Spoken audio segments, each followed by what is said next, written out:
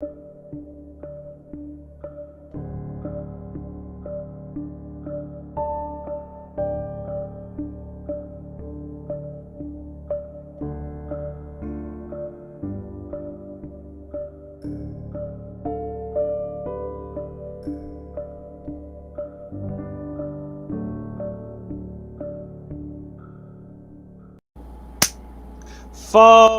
we are back. It is MCS. That I still need to change it to a better name, but it's a play. I like it. It's a play on of an NFL player. So, I am Zach McAdoo here, the little Twitter handle right there. Damn it, I do it again. He is Kevin Capstick, the C and all this. How you doing today, Kevin? I'm doing well. It's another week. I was just thinking, like, this to me is a better, like, I know it's weeks are going by fast when we are together every single week. Honestly, like Mondays are great, Sundays are great, but like when we're doing the podcast, honestly, that's like, oh my gosh, another week went by. That's how I've been just literally when we were doing the intro. That was like, oh my god, that's literally what makes me think of another week is doing a podcast. Yeah, usually it goes. The weeks go by faster when there's football. Unfortunately, there's no more football for a long time. Not to at least till April. But we'll get into that later. Super Bowl. Rams, Bengals. We had the Rams take down the Bengals in a last-minute touchdown. Kevin, let's get into your thoughts first. So the game itself, I thought was a little underwhelming. Honestly, they advertise these high-powered offenses, especially Cincinnati, with the Rams having a good defense and the Bengals defense doing extremely well coming down to the end of the season. And I don't know if it was the play call that the Rams are doing in the middle of the game. There was just something that made the game slower and just not as entertaining as I thought it could have been. Of course, it's the most anticipated game of the year. It was a good game. Don't get me wrong. I just think that it was a little bit more defense than what people probably really wanted. Yeah, and I mean, I took the over. I thought there was gonna be 52 points scored in the game. I had it 28-24. I took the over 49.5. I think is what my line was, and it didn't even come close. It seemed like 20. Oh. Well, it did come close. Another touchdown, I would have hit it, but for me, it kind of sucked even more because I lost a lot of money. I shouldn't say a lot, but like a lot of my bets were losers because the one that hurts the most is that I had the Bengals money line on more than one ticket, and I had Rams minus 3.5. So neither one hit because the Rams had to score that last second touchdown. I say accidentally because it was an accident, but it definitely helped me through my betting over the weekend. I accidentally bet that OBJ would get the first touchdown twice. I definitely had huge confidence in OBJ going into the game. He was my MVP. But he got injured. But the fact that I accidentally bet OBJ first touchdown twice, I mean that won me $200. I mean just that alone made my night successful. And of course, there's other things, the bets that I made that helped me out significantly throughout the night. Those weren't even my biggest bets that I made that were successful. No, I mean, I think I lost. I think there's only two I won on, and the two I won on were Cooper cut touchdown that was pretty much guaranteed, and Joe Mixon over 10 yards in the first quarter, which that one I was surprised because it didn't even seem like he had 10 yards before the end of the first quarter. Another big storyline in this game were the refs. I mean, they let him play for the most part. Many penalties that either should have been called but weren't, or should not have been called and were. It comes to, and now you have a lot of people screaming rigged and ref ball and stuff like that. I mean, T. Higgins should have absolutely been called. I mean, don't get me wrong. We both love seeing Jalen Ramsey get burned. Yeah. But when you have a guy absolutely get ripped off the face mask, like that was not clean at all.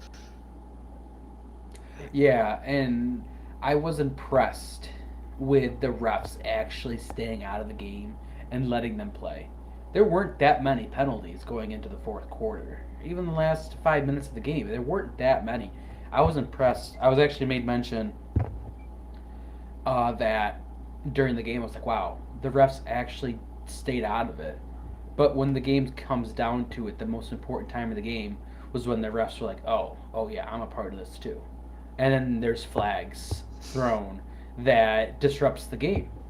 And it's just sad to see a game that is supposed to end the season, it's supposed to put a cap on it, end like that. But it makes sense though, honestly, for the NFL to end this year exactly. This year alone for this season to end with the refs being involved makes sense though, honestly.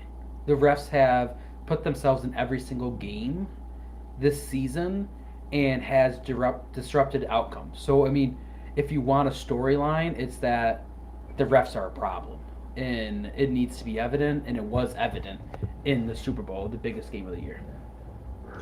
Yeah, you're not wrong there. I mean, but what can the NFL do if you start finding them and making the refs stand up for their actions?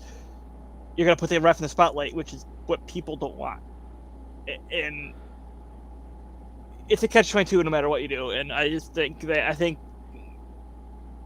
they're fine the way it is. Maybe reprimand them under the table, not under the table, but like behind the scenes, so no one sees. Because then you keep the guys' names out of their mouth, and you're not making a big deal out of it. But I mean, Matthew Stafford, 12 seasons on the Lions, first season on the Rams, has now made it two teams that have traded for a quarterback in the off, not traded for a quarterback, but got a new quarterback in the offseason and won the Super Bowl. Second time in a row that we've had a Super Bowl hosting team win Super Bowl. Next year goes to Arizona. I think Kyler Murray and the Cardinals get it done. No. You'd be lucky if Kyler's playing that team. That's a joke. He's going to be playing, but it fits the storyline. I like the storyline of Kyler being upset with Arizona. Clearly, I think he's okay, but we'll get into that a little bit later. But you look at all the guys that have won that just got their first ring: Aaron Donald, OBJ, Cooper Kupp, Bobby Trees, a former Buffalo Bill, Eric Weddle. I think this is his first ring too, if I'm not mistaken. He was on the couch a month ago. Yeah. So and I made a text message after the game. I was like, Rams won the Super Bowl, and they possibly just lost 4 players to retirement. Yeah, Andrew Whitworth, another guy who just won. Aaron Donald mentioned that if he won the Super Bowl, that he was going to retire. And then Weddle, I mean, he just came back. I mean, he's done. He's already done. And then, like, I don't know. There could be someone else too, but like, OBJ injured himself again. I hate to see him go because I like the story this year for him, but he might be looking at, well, I got a ring, and I'm injured again. I mean, a storyline of his career is being injured. So he got what all NFL players want. He's made plenty of money, so maybe he's done too. I'm not speculating. I'm just speculating. I'm not going into detail with it. But then you have him. I mean, Matthew Stafford's older too. He proved that he could do it. Is he just gonna put it up too? Who knows? I mean, they want a ring. You don't know what else. That team's gonna be a little bit of a disaster financially. I'm very interested to see what they're gonna do this off season, and I think the storyline would be much different if they lost because like they have 0 draft picks coming up. So what would a team do like them to turn it around and do it for another season? But they don't have to do that now because they just won the bowl. It would be a much different story if they didn't. Yeah, I mean, they're still gonna go all in. They don't use their own draft picks. They trade them away, get other guys like Von Miller and Matthew Stafford. It's something they've done for the past 4 or 5 years under Sean McVay. I mean, they don't need to do it now. Because they're still winning. So, I think the moment you see Stafford go to retire and see some of these other guys retire, then you might see Rams go, okay, we gotta keep him now and build. But for now, there's no point in doing it. They don't need to do it. That's true. That is true. Now, the Kyler Murray situation. Did we touch on it last week? I don't know if it was coming out last week. Well, Kyler Murray deleted everything but 2 pictures and scrubbed any mention of the Cardinals. So, I thought it was funny. The Cardinals did it right back to him, scrubbing it of everything. They left 2 pictures. I don't remember what the second one was, but the first one was when they drafted Kyler. And I was just like, that's amazing. That's hilarious. I didn't know that. Yeah, I noticed it. Someone posted it, and I noticed it and went and saw. But Kyler Murray posted yesterday, I believe, on his Instagram. Where's K1? I played this game for the love of it. My teammates, everyone who's helped me get to this position, that believed in me, and to win championships. All this nonsense is not what I'm about. It never has been, never will be. Anyone who has ever stepped between those lines knows how hard I go. Love me or hate me, but I'm going to continue to grow and get better. Never once mentions the Cardinals, but he did post him in the Arizona Cardinals uni. I did hear that. I don't know where I heard this, or what. I think I heard it on WGR, but that he was tired of being the scapegoat in the postseason. That's I don't what know. Some people have speculated. Yeah. Okay. So it's just speculation. Okay. I mean, I don't pay enough attention to the Cardinals football, and honestly, I'm not a big fan of the Cardinals. So I don't keep track of what they're doing, but I don't know national media. Were they blaming Kyler Murray for the postseason? I mean, he was an MVP candidate before he got injured. Yeah. I mean, you can't forget about that part. I don't know if it was more in the national media than it was probably Cliff Kingsbury trying to bury his quarterback for some reason, which wouldn't be smart. We saw it in Miami with Brian Flores. You see what happened with Brian Flores. But as someone who kind of follows the Cardinals because of one Larry Fitzgerald, Cliff Kingsbury has not proven to be a second half coach. Like, you go back through the years, Cliff Kingsbury has a great start. They started 7-0 this year, and they ended up finishing 11-6, I believe. Didn't win the division. Didn't win the division. Went to the wild card, got blown out by the Rams, which, granted, they won the Super Bowl. I think Arizona, if they would have been in the not Cardinals, but if they would have been in the 49ers situation, they probably could have gone to Dallas and beat them. But guess what? You kind of screw yourselves and win in so many games, if that makes sense. But yeah, you still got to go out there and beat the team you're against, and they didn't. I think Kingsbury's time it's not up yet, but it needs to be soon if he doesn't start proving himself. Well, my thing is, so they hired Kingsbury because of Murray. They knew. Well, okay, that's not true. But Murray is. Kingsbury is a Murray coach. I mean, there's a cause and effect there, and it was get Murray, Kingsbury. So is that a real issue? Is that something that people are actually thinking that it's a Kyler versus Kingsbury thing? Or because that firing Kingsbury might make the situation worse if they don't know for sure that's the issue. I mean, we are speculating outside the room. So, for us, I didn't see much of it on NFL Network when I was watching, but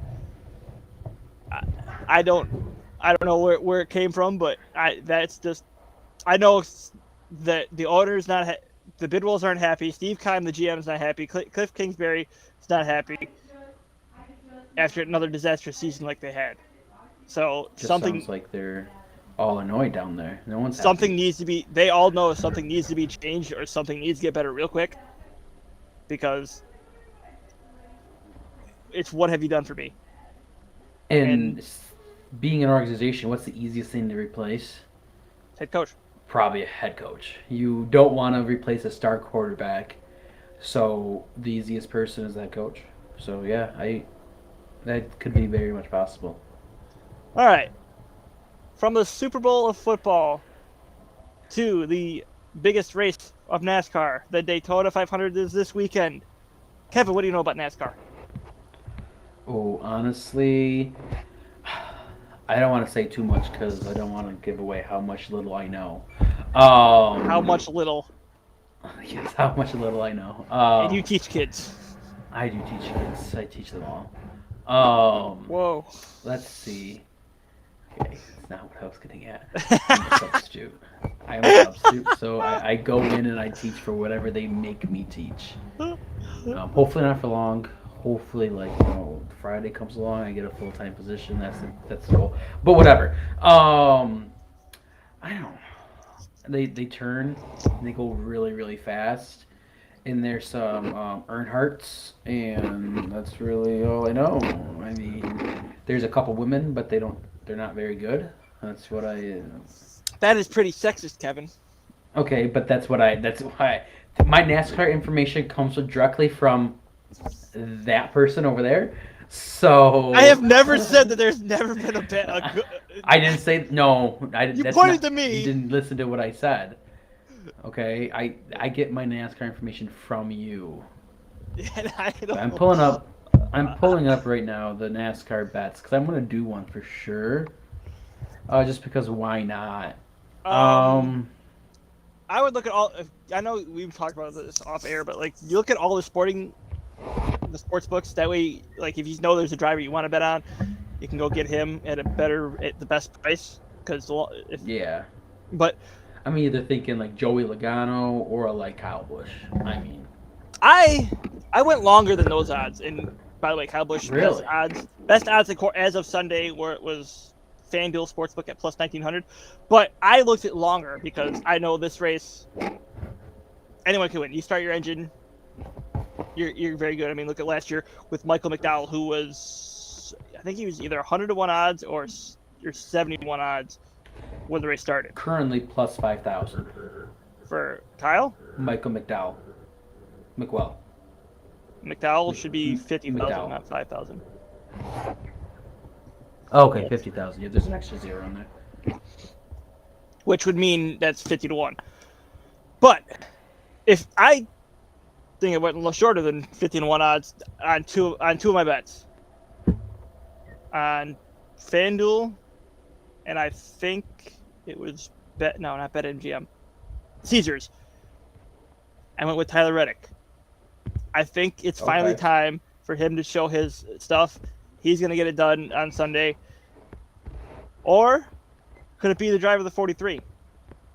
He's got some experience winning here. He's won here twice. Eric Jones. He's got longer odds than Tyler Reddick. And I think on BetMGM he's like 67 plus 67,000. Which that would be 67-1 odds. That's crazy. So, and I have $25 on him. If he hits, I'm going freaking nuts. Wow. So, and then I put $1 on Noah Gragson because I was like, you know something, he's got 131 odds. If he can muscle his way in, I know he does well at Daytona. That something could happen there, and why not? Oh yeah, why not? Especially when. At least I'm in the situation of the Caesars where I'm probably never ever going to be able to get this money out. So why not just bet it? I mean, there's nothing to lose and there's no gain. It's just all for the fun of it. It's really just for the fun of the sports betting. I mean, it's you can do it harm free, honestly, and that's what I like so much about this right now. Hopefully down the line I'll be in a different situation to where I can eventually bet some money to actually get to winnings. My own, but right now I am enjoying being able to live in New York State and do sports betting. It's amazing.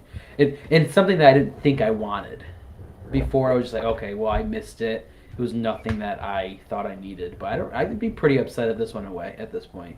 It's really changed how I'm watching sports. No, even before I went down to Tennessee and was using mobile sports betting there, I knew I wanted betting. Because, I mean, you'd always see the minus whatever the spread was on ESPN and stuff like that. I was like, yeah, I can do this. I know what I'm doing. Like, granted, I may be a little bit hubris there, but I think mobile sports betting. I wanted to come to New York, and I was trying, and I didn't do much because like what can I do? But at the same time, I was like, you know, something we're gonna do everything I can. So you gotta sign the petitions to whatnot. You gotta like do what you can. And I'm glad New York finally smartened up. Probably one of the best things that they've done in years. Oh, And now probably. and now we New Yorkers have mobile sports betting.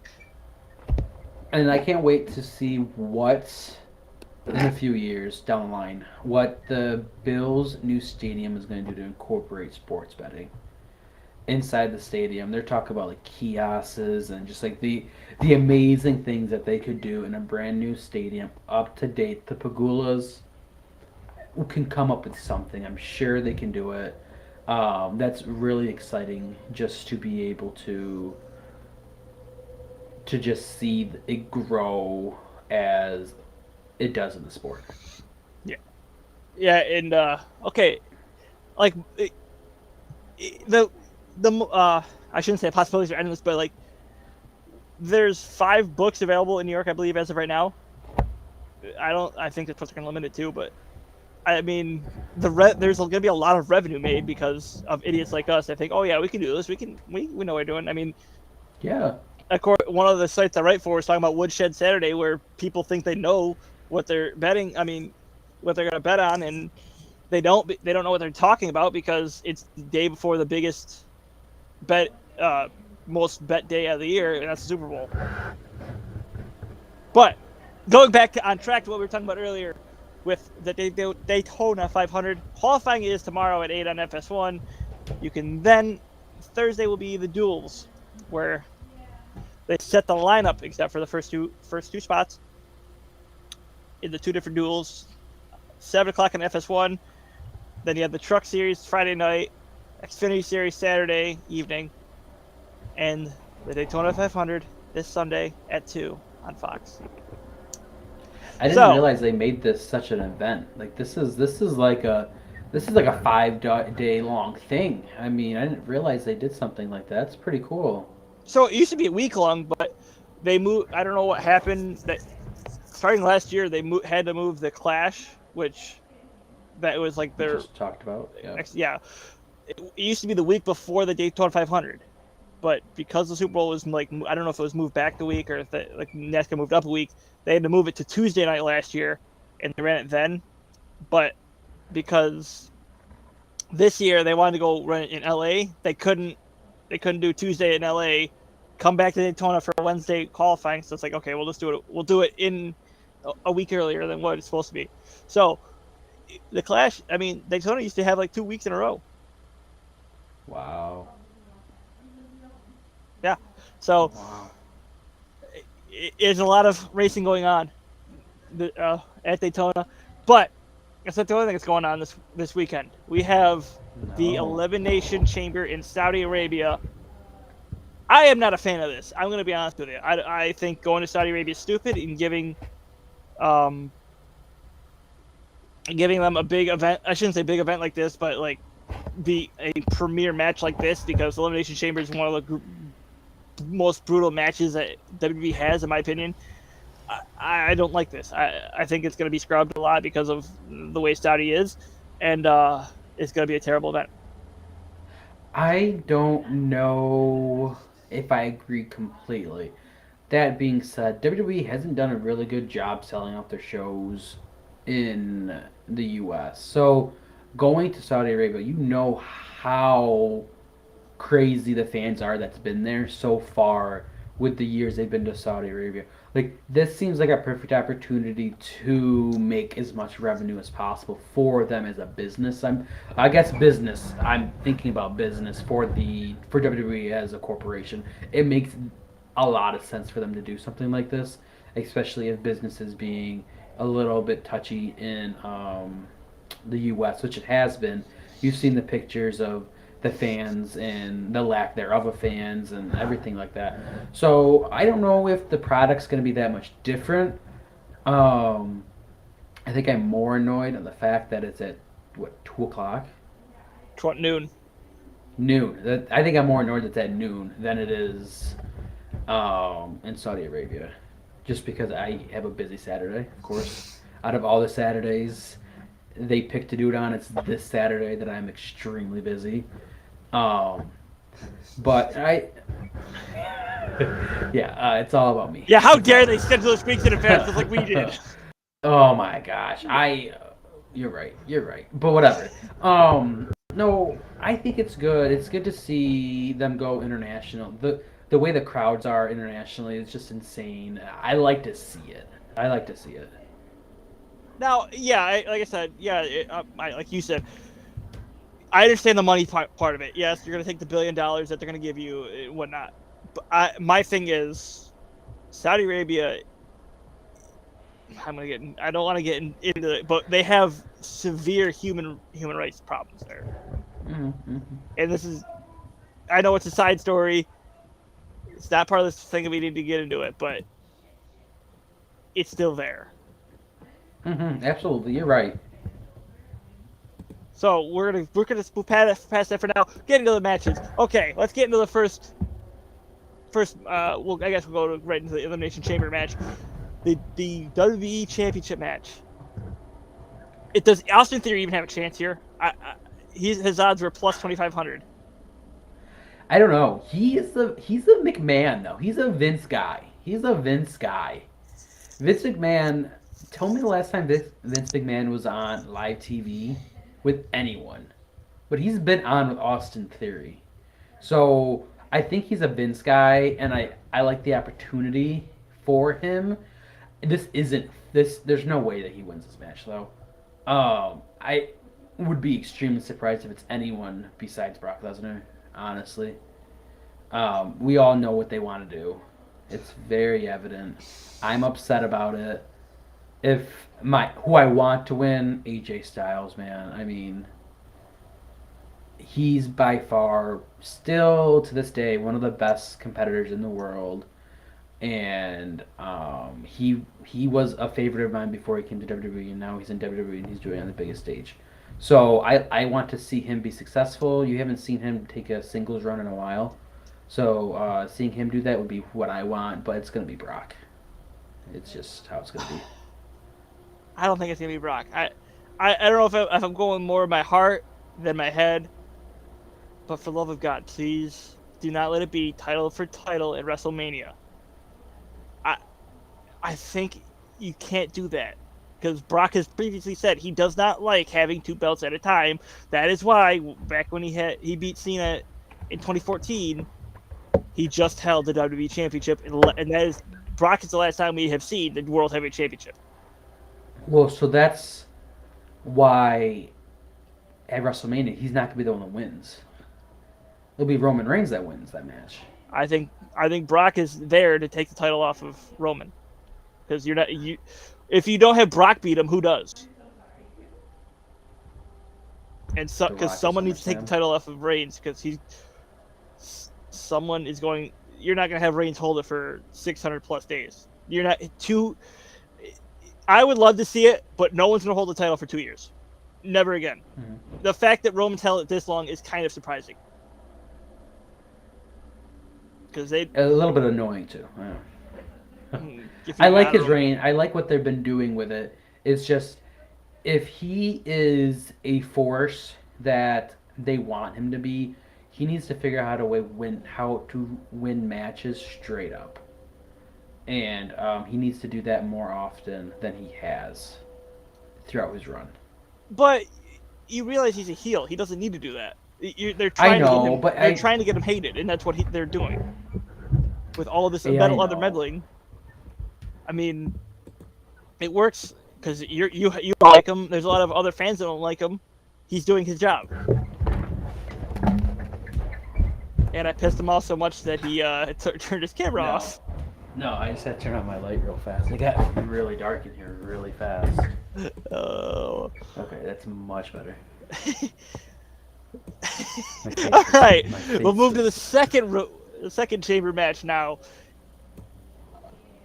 I was on Lashley and you're on Brock. Just to be clear. Okay, the women's match. I'm on AJ. No, AJ. You're on AJ to win. I'm on AJ. Okay. Second elimination chamber match for the Raw Women's Championship at WrestleMania. Liv Morgan, Rhea Ripley, Bianca Belair, Doudrop, Nikki Ash, and Alexa Bliss. Oh, All right. Do you want me to kick it off, or do you wanna go? yeah, you go for it. You go for it. Okay. I do not see a way that Bianca Belair does not win this match. I mean, does not. I don't see how she doesn't walk out winning this match. That's how I'm trying to say it. Bianca Belair, hands down, is going to win this match. They want to do Becky Lynch versus Bianca Belair again, probably because they want Bianca Belair to go over, because 20 seconds at SummerSlam was not suffice. Unless I could see Alexa Bliss, but I see a couple different options here. They're pushing Liv Morgan for a reason. I know her push kind of took a little back door, but I could see Liv Morgan winning this match and taking it to WrestleMania. And then give her a moment, and then because you know how WWE is, you get there one moment, and then you're depending on who you are, but then you take the back seat. And Liv Morgan's currently in the women's division, who they're pushing. So if I'm thinking what people in corporate WWE thinking, it's like, okay, Liv Morgan, give her her chance, give her her moment, and then push to the end of the line. So I like Liv Morgan here, but also Alexa Bliss returning. She could do something. I don't know what they're trying to do with her currently, besides just be this crazy girl sitting on a couch. I don't. Besides that, I don't know what they're trying. But I have Liv Morgan. I'm going with Bianca. I don't see how she loses. And then I think this was the match that had the biggest skew in odds difference. Roman Reigns versus Goldberg, a match that should have happened 2 years ago, so that we would have been saved from seeing this match now.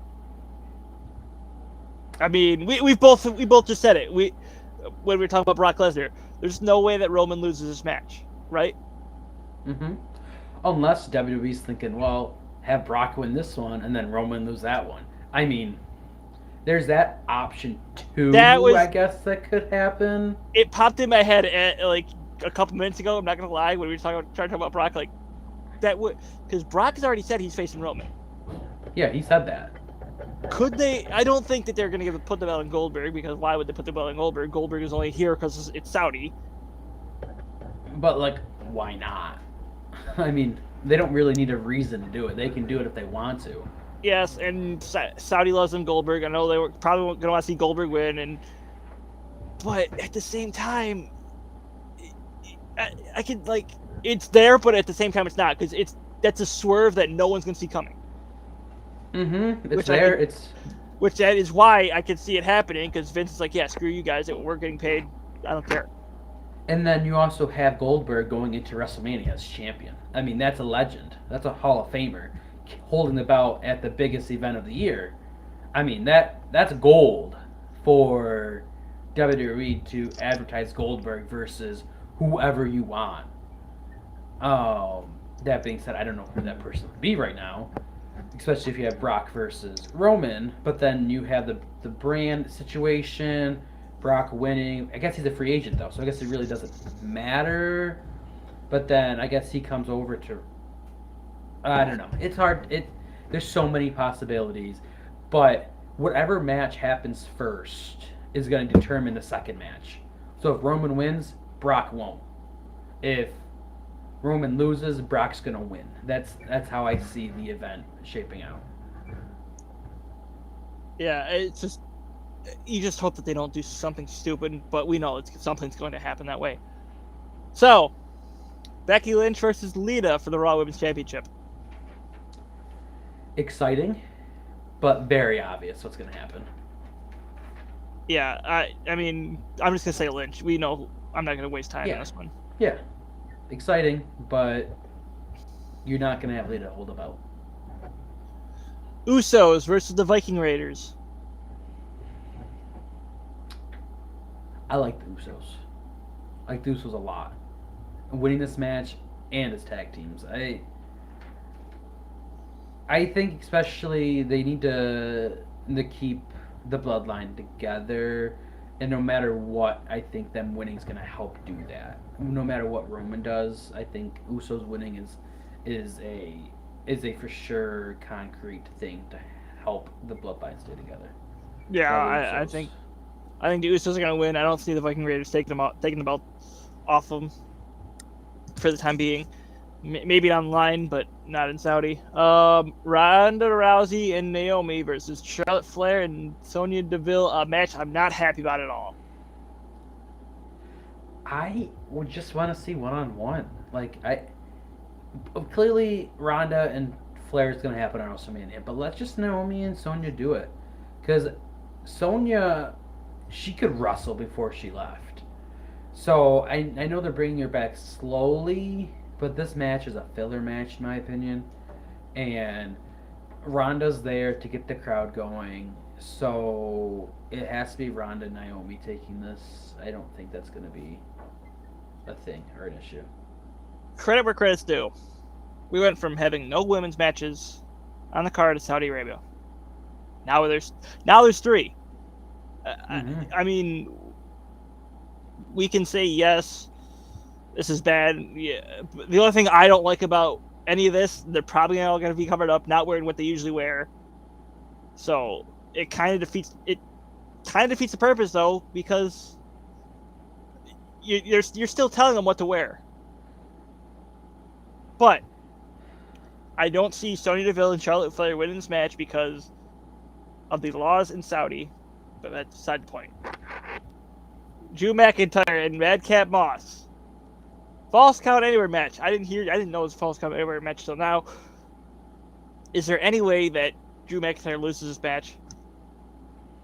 I would be very surprised. I think it's gonna be a really good match, though. False Count Anywhere, yeah. I think this could be the match of the night. But no, I don't think there's any. You don't think so?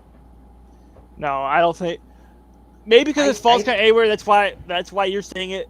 But on paper, I don't see it. Just the way the elimination chambers have changed throughout since they changed elimination chambers to being colorful, being the red or whatever. It's that was really... only Hell in Cell. They didn't change the elimination chamber's still black. Okay, but since they switched elimination chamber, it's changed. Yeah, I was just about to say, I could see it because they still changed the design of it. It's not the same. It's more like a toy than it is. It's not the same. Yes, exactly. And since that elimination chamber event as itself, I don't like. And I think at some point we should have a segment about the ridiculousness of changing pay-per-views into names of matches. I don't like it. Like Elimination Chamber as a pay-per-view, I don't like. Elimination Chamber as a match, I do. That's getting into details that aren't really necessary right this minute. But Elimination Chamber as itself, as a match, isn't as good as what it used to be. So that's why I think this could be the match of the night. I think it could be. Because there's the other ones, maybe the Usos. The Usos, put a show on. But all the other ones, you have two legends in another match.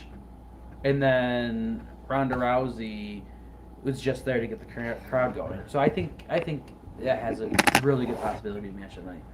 Yeah.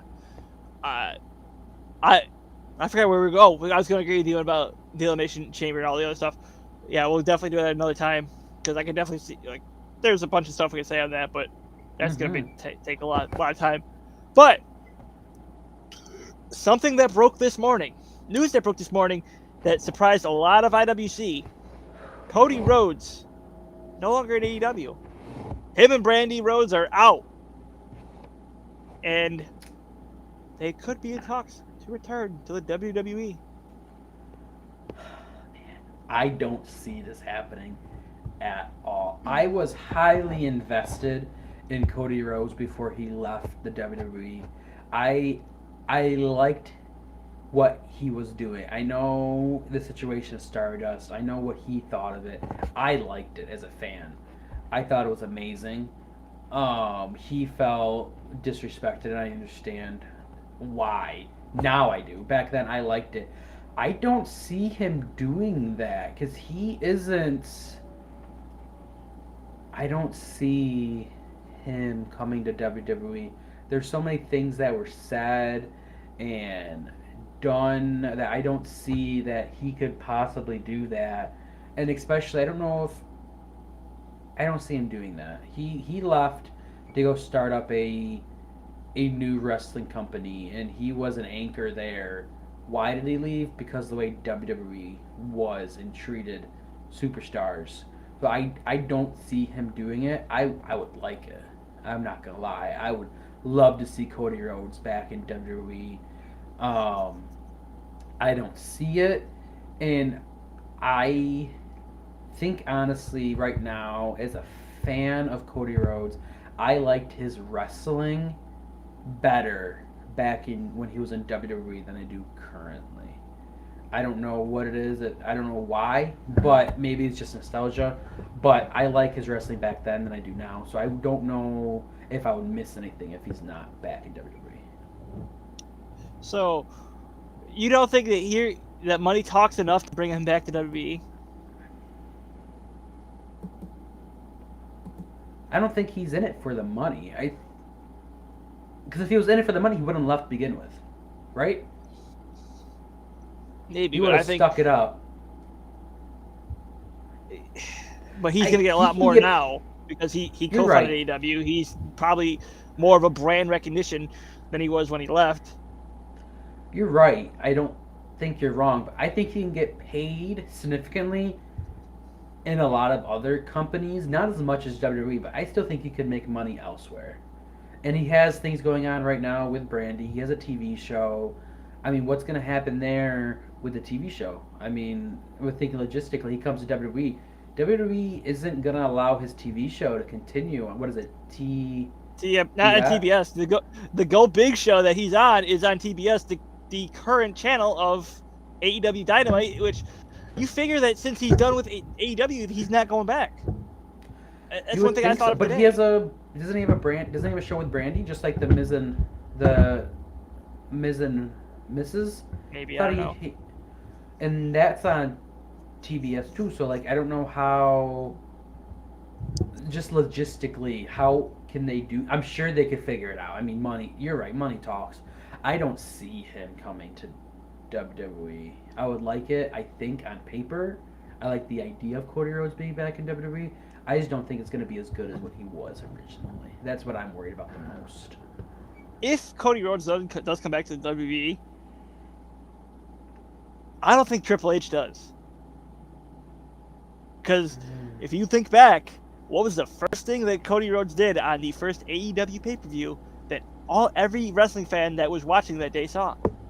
He destroyed a throne with a sledgehammer. So, what do you think Triple H is going to want to reach out that hand and put a truce out there? Probably not. You know what they'll do instead? They'll bring Cody Rhodes back. Him and Triple H will fight at WrestleMania. Triple H is going to win, just what they did with Sting when he finally made his appearance in WWE.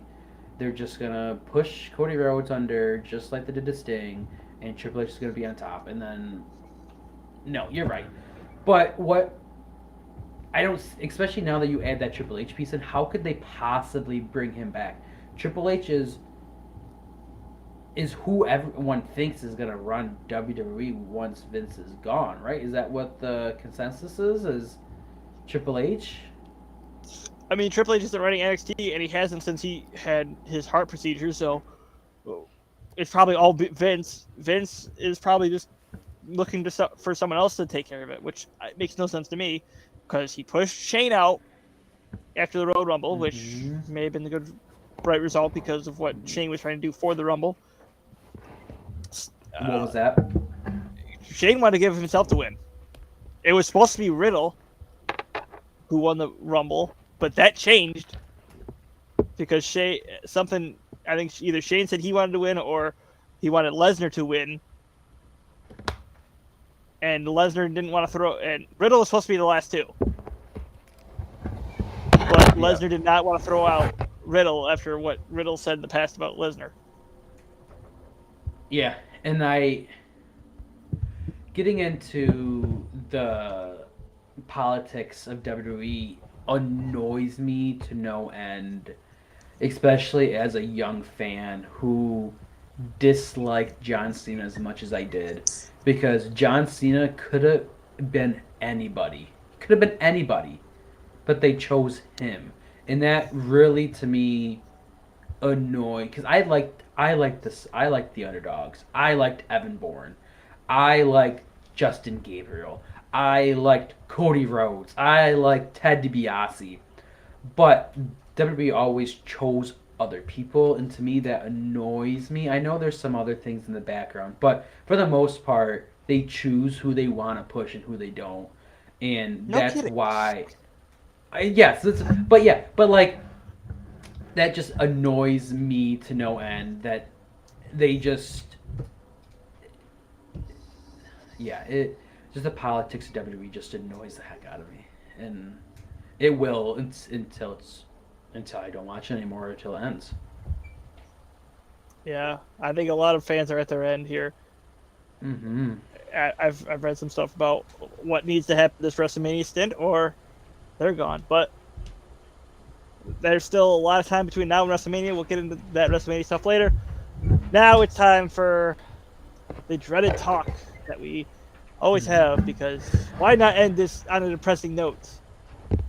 There's nothing depressing Actually, it about wasn't. it. I was about to say that they weren't depressing on Sunday, which that could be Okay, no, they surprising. were depressing. No, Wow, they they were won. depressing. Oh my gosh, you know why? Sunday morning, the Sabres woke up third to last in the league. Sabres went to sleep Sunday night, and they were 27th in the league. They dropped 5 places. I don't think I did my math right. No, But not if whatever. they're bottom three. That'd be 30th. Okay, they dropped 4 spots. They were tied with 3 other teams in 27th. Okay, they've proven to me that they can win with decent goaltending. So okay, that's all I need as a fan to get me excited for next year, okay? So just lose. Get a better draft pick. You're not doing anything this year. Just lose. Let's start next year, okay? Stop winning. You're ruining your draft. You've had 3 points in 2 games. That's really good for a team that's pushing a playoff position. It's really bad for a team who's not even close to contending in a playoff spot. So let's stop winning and let's think about what we should be doing, and that's drafting at a better position. Yeah, let's go ahead and look and see where they are in the standings, because you said they're 30th. Let's see how far out they are of They were the playoff spot. 27th Sunday They're after 19 their win. They're 19 points out. They're 28th in the league right now. And Tied for 27th. Tied for 27th, yep. 19 But points Ottawa's in played 2 there's- less games. Yeah. Yeah. And it was a good game on Sunday, I will admit. I actually got in an Instagram argument with a random Montreal fan. Because if Not you Jake. go not Jake. I went on Instagram and saw that the NHL posted a video of Montreal's second goal or something. And I was like, okay, cool. Montreal scored 3 goals. Jack Eichel scored 4 by himself. Where's Not his Eichel, not where's Eichel, his not goals? I meant Jeff Skinner. Sorry. Jesus, because that's the next Wow. thing. Wow, Jeff Kevin. Jeff Skinner scored 4 goals. And you don't post about him. And then there's a Montreal fan who was like, Did you see his third goal? His third goal was the one where he was falling and it went off his skate in the net. Yeah, it wasn't the prettiest goal, but what I said to him was like, yeah, I saw the first 2 goals and then the fourth one after that. Oh, and the guy went and deleted his comment and he was nowhere to be found on the Instagram feed anymore. I was like, dude, just leave me alone. I'm a Sabres fan. I just want Jeff Skinner scored 4 goals in 1 game. That doesn't happen all the time. Just give the guy some recognition, please. Yeah, not only that, he still scored a hattie. Yeah, he got a hat trick. It didn't come out until the next day. They posted his 4 goals the next day. It did come, but come on. this organization fan base doesn't have a lot to go off of, and like when a player does something single-handedly that's so good, the league should praise him for doing something good. Not but praise, but give recognition, do something, recognize the play that he's doing on the Recognize ice, the and had they a just they I know, and that just yeah. as coming from a small fan base and organization, it's hard to get the recognition that the NFL and the NHL both do for the Buffalo sports. And then yeah, I guess now we could talk about the evil Jack Eichel, that guy who is supposed to be making his Vegas debut tomorrow night. Um, Very interesting on what they're doing down there, over there, that way, whatever you wanted to say, because they're talking about Mark Stone not playing for the rest of the year for Jack to come back because of their cap issues. It's very interesting. But I don't know what to think about it. I'm excited. I think I saw like March 10th. They're facing Buffalo and Vegas is facing. And it's in Buffalo. Ooh, tell me it's in Buffalo. It's in Buffalo. I might have to buy my tickets for that game. Oh my gosh. I'm gonna have to do that. Off topic. But I don't like Jack. And this is just gonna be a repeated segment every single week about Jack Eichel being a horrible person and a cancer to a locker room. And I find some fans in the the Sabres fans that are really surprised that they're choosing Jack Eichel over Mark Stone, especially because Mark Stone's a leader in the locker room, and Mark Stone is a good player in the league. So they're choosing Mark Stone to sit for the rest of the season and have Jack play, and then Mark Stone come back in the playoffs, because the whole cap and the cap rules and things like that. So Yeah, they keep bitching about the cap rules, but they I still haven't they fixed it. haven't fixed it, and the Vegas is gonna take. Vegas is gonna do that this year, which rightfully so. They can, but but fans are a little find it bizarre that they're choosing Jack over Mark Stone, especially because Jack does have questions as a leader in the locker room, and Mark Stone doesn't. Mark Stone is a leader, so fans are finding it a little weird they're choosing him over him. But I don't. At this point, Vegas is in a really good position where they are currently. I don't know where they are, but they're 12th in the league and in their conference. They're fifth, so they're in the playoffs right now. And they're oh wow, they could jump up tonight with a win to third place in the conference. So that being said, the fact they're choosing Jack over Stone is interesting. Dynamics, not enough to really for me to go in more depth than that. The thing though, like Eichel has the talent. That's why He he's does. probably getting it over. There's no doubt about it.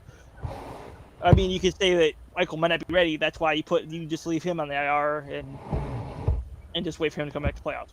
But why not get him now? Nothing's guaranteed yet. I mean, Vegas could theoretically go on a 10-game losing streak, get no points, and then they're out.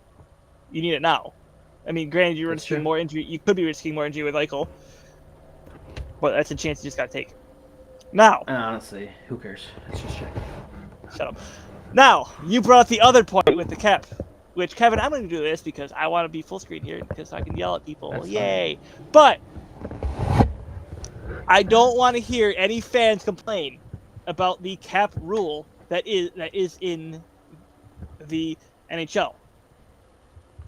The Lightning tried to fix it after they got beat in 2015. Was it fixed? No. The Lightning then did the same loophole that the Blackhawks did in 2015, and they've won 2 cups in a row. If you want to get mad at your team for not fixing it. Because there are teams out there who try to fix it. So, if you want to just... I'm done hearing it. The argument's done. It's over with. You can't convince me. Like, it's just so stupid why it's still a thing. Okay, yeah, but those people, individual people, those fans, can still be mad about it just You can be because mad their about it, but don't say organization. asterisks or whatever because they're Okay, legitimate because companies. they don't make the decisions of what their organization does. Because if they do, holy crap, the amount of stupid ass trades the Sabres would have done this year would have been remarkable. Because I am Yeah, on a Facebook page and people are like, "Oh my gosh, we should trade, and we should get this guy who had 3 points in one game, only has 5 goals in the year." It, what fans think they know exactly what they're talking about, and we're one of the two who know exactly what our sports fans should be doing, and that's why we are holding a podcast. Because if we ran organizations, guess what? We would be wearing a whole bunch of different rings right now on our fingers for all of the sports team that we would be winning championships with. And that's why we're here every single week yeah, on hire me, different days, Buffalo. because we haven't decided. So Oh no, it's just we usually do Tuesdays. It's just we sometimes we're just idiots and forget. that's fine. Hey, whatever. You tell me when and I'll find. I have to go to bed soon anyway, so. Oh, it's bedtime already. Oh, I'm tired today, man. Those kids are annoying. Let me tell you what. Yeah, I hope to your future employers just come back to this video and you just call your kids annoying. Yeah, I yeah, don't we're think not they're hiring gonna this guy. deny. I don't think they're gonna deny the fact that a lot of kids are annoying. It'd be Uh, different when running my own classroom, but right now I'm going to someone else's classroom, and oof, my classroom would be a lot different than what these classrooms are being run. And oh my god, we're talking like, you start oof, beating it's gonna kids, be you a know. military in that classroom when I'm in there. Man, ever seen a kindergarten stand still for 30 seconds? Guess what? It's gonna be all my kindergartners for 8 hours a day. They're gonna be Let's standing go. up, pushing their chairs, and yeah, they're all right, right, right, all the way down the hallway. Yep, that's gonna be my class. It's gonna be the best class Uh, in the school. But okay, that's all I have for tonight. yeah. All right. Is there anything else you want to add in the sports world? Um.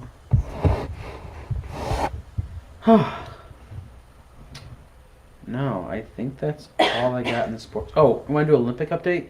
Can we do medals? What the medals count? What's the medal count right now? Um, Give me a second to look it up. Olympic medal. I can't spell medal. Really? 'Cause I Oh, can't spell but we'll Olympic. go back to hockey. The women play in the gold medal match on Thursday night. No, tomorrow night. Tomorrow night at 11. The men play tonight at 11. So I'm trying to stay up for that. Yeah, good luck, huh? It's gonna be exhausting both nights, I think. The medal count. If I can do this.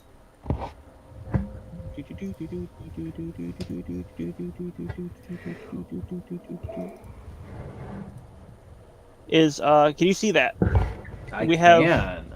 we have the United States all the way down here behind Norway and Germany. Hopefully the United States medal count, gold medal count goes up by 2, but probably not. Doing a Probably we'll lot get better both. than what they were last week.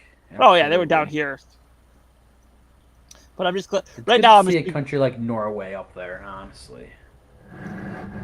well. I Honestly, think Norway's Norway. cold, so that's probably why they're so good. Yeah, I Beat know. up That's what there. I'm saying. This should be their games. What do you mean? This should be their American, games. it's cold up here too. Yeah, but you know Norway, and Uh, it's a RLC Slavic country, so. the RLC should at least lose one. I don't know why they didn't not fix, but they didn't ban that skater. Which now that's another thing we can get into before we get off here. Shikari Richardson calling out the IOC for not banning the RLC skater for I think it was some doping. I think Oh, absolutely. I I mean, there's she there's rules set in place. she's right, but anyone still defending Shikari Richardson for what she did is wrong. You can be mad about the rule, but the rule was still placed. She still agreed to it. Yeah, It is what it is. I agree. I do agree. I mean, it's regardless if you think it's wrong or right, you have to follow those set rules. And if you can't do it, then I mean, there's consequences. And um, regardless if you think it's correct or not, I mean, internationally speaking, you have to follow the rules of the Olympic Committee. And if you don't do that, then, I mean, cause and effect. I mean, we talked about that last week. there's a cause and effect with things, so you have to follow the rules, and if you don't, then guess what? That's where it gets you to. Yeah. So. Which that's what that Kevin agrees because he has to see this stuff every day in school. Every single day. Guess what? You don't get your work done? Well, guess what? I'm writing your name down so your teacher sees that you didn't do anything all day. Cause and effect. You swing your lunchbox and you hit me in the face. Well, guess what? You're swinging it, caused me to get hit in the face. Yep. And that caused me to yell at you in the middle of the hallway. Yep, that happened. So. All right. All right, Cooper Cup. Is that it? I'm MVP Cooper Cup. Absolutely. We're all No, you're set. not. It's a joke because you don't. You had the beard a little bit. Jesus. All right. I am Zach Cup. McAdoo. I think we just need to end it. You. Good God. I'm MVP though. I'm MVP. You're not. I'm just gonna. I'm said gonna it. slap you. All right. I'm. See you guys next week. Yeah. That's it. I'm Zach McAdoo. He's some guy named Kevin. Good night. MVP.